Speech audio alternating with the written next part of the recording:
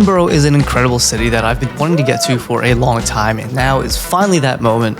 And it is just a city full of history, amazing people, and I've actually come at a very interesting time. I'm very fortunate to have come to Edinburgh during the Fringe Festival, which is one of the largest festivals here in Edinburgh, and it is supposed to be really crazy, really cool. A bunch of creative and artists come out, and I am just really excited to just get out and wander about with this. It's actually the very end of it. I call it like the last day and a half, so I'm gonna make the most of it while I can. Edinburgh in the summer is basically one big festival. There's the Edinburgh International Festival, the Royal Edinburgh Military Tattoo, and a whole bunch of others. But the one that really takes over the city is the Fringe. It's the world's largest art festival and turns every corner of Edinburgh into a stage, and that is what I got to experience.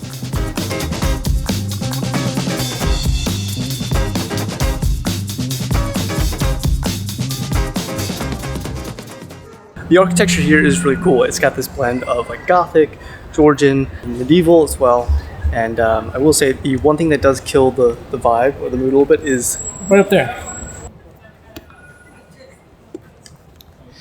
I don't think that's accurate to the time period. Something I always forget to do on these trips is to eat. Like I had breakfast, but it is now 5 p.m. and that's all I've eaten all today. So I should probably track down something to eat.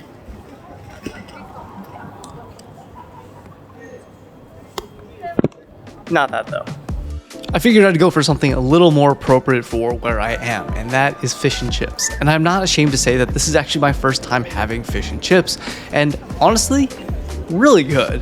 And I don't know if I'm going to be sparking some cultural war between England and Scotland about who has the best fish and chips, but all I know is that this stuff was good, and it's definitely worth getting. I think I can say my first ever official fish and chips was a smashing success. I think that paddock was bigger than my head. And it was delicious, and now I have a massive food coma, and it doesn't help that I've been traveling like nonstop for 2 days, so I think I might pass out.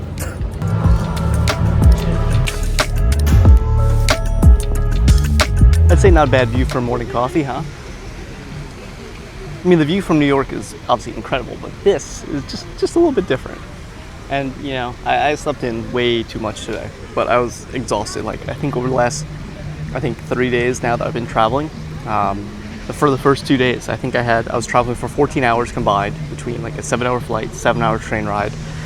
I think I maybe slept 5 hours through the entire process, so I was kind of dead. And you might be wondering, like, Justin, why didn't you just fly right to Edinburgh if you're going right up? And I just didn't think of it. Didn't think that far ahead. Yeah, that was it.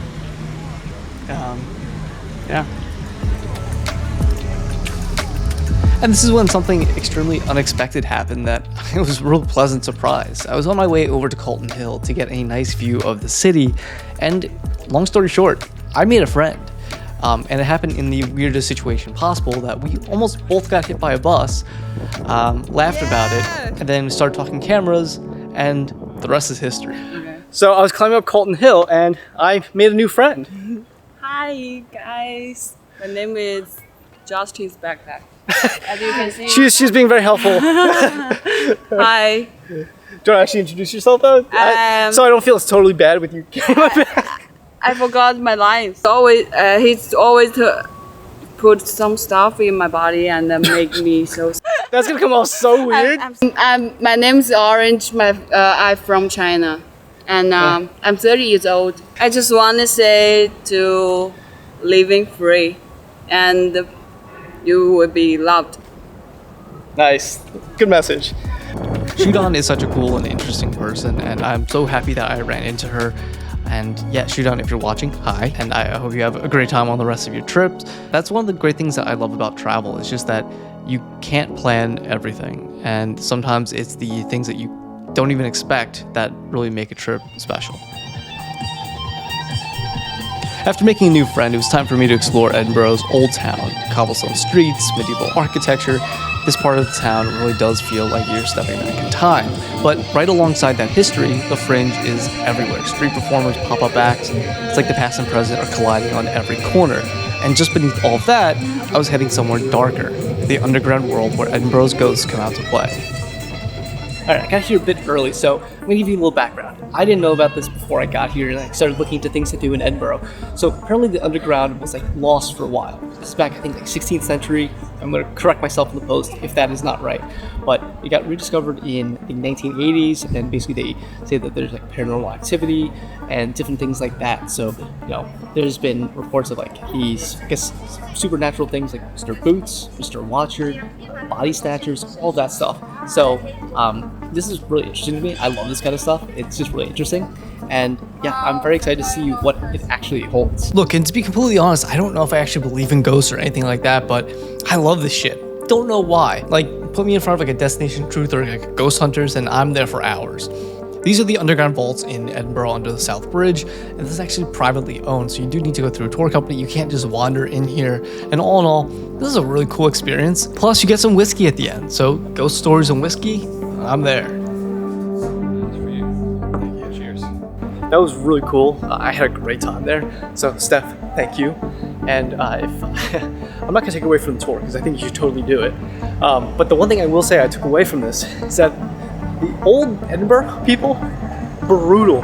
Some of the stuff they did, the torture, holy shit, that was wild. So, yeah, 10 out of 10 do recommend.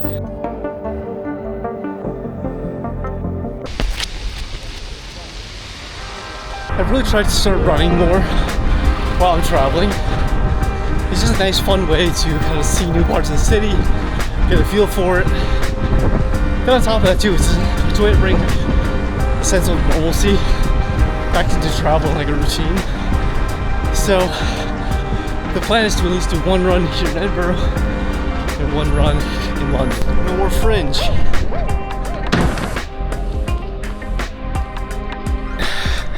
Edinburgh's hilly. Whew. One of the other great things is that you just get lost, like I am right now. But I will say, Edinburgh's a relatively small city, and well, I normally do get lost in places. So far in Edinburgh, not too bad. I have a general sense of direction. I just have no clue where I am now. Okay, I think I'm on the other side of the castle now, so general sense of direction or of place. And I'm actually coming back here in a little bit, so at least I know how to get here now.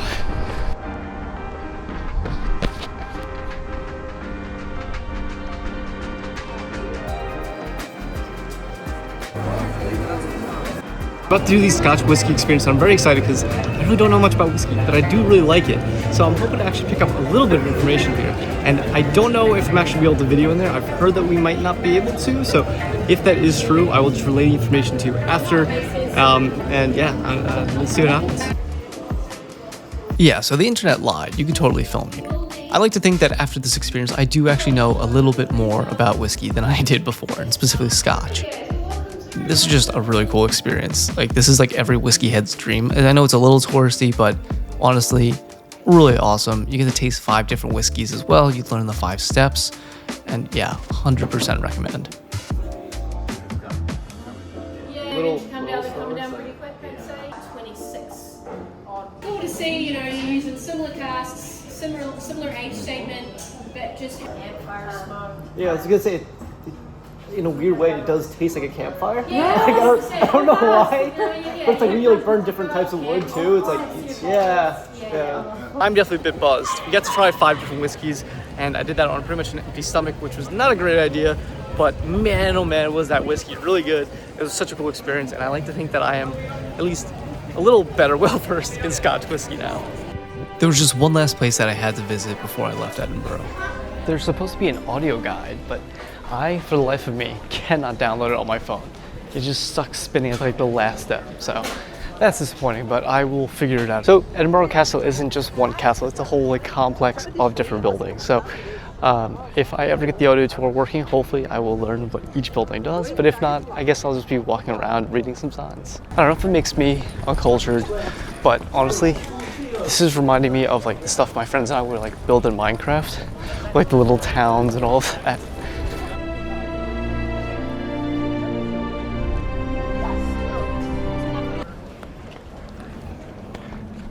Should I get more today? No, I'm good. I don't know what is in here, but everyone's going in.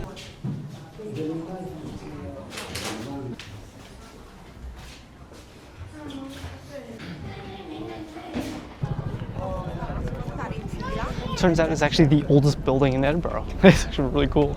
It's tiny though, but really cool.